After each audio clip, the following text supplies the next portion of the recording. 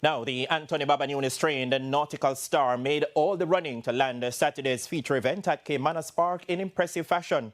He was one of two winners for champion jockey Radish the Sneaky Fox Roman on the 8-race card.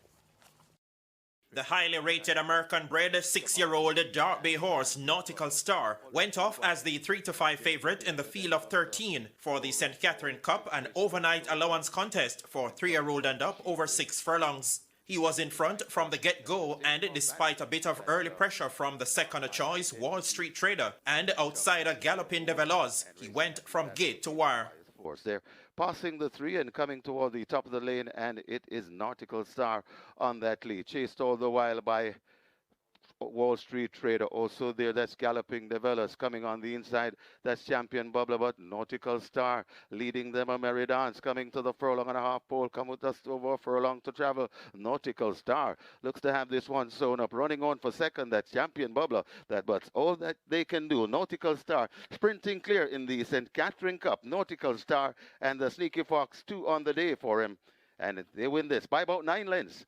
Champion Bubbler is second, running on for third. That's Mark My Identity, got tied for fourth. Either Sensational Soul, Wall Street Trader, or Major Danger.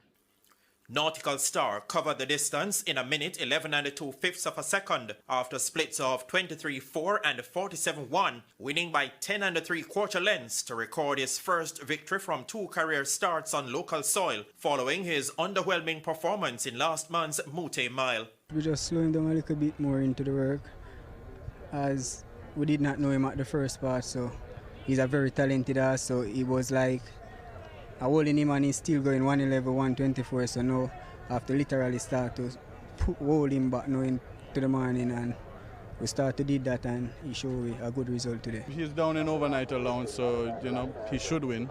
But we changed a few things on him. I felt that the works were a little too fast going into the Mute Mile, and maybe I'm the one to blame for that. Maybe it's because he came late, and so we just decided to slow him down and let him put on some weight. We felt that he was a little too thin going into the Mute Mile, and the way Safi had him up there, he had on quite a bit of body.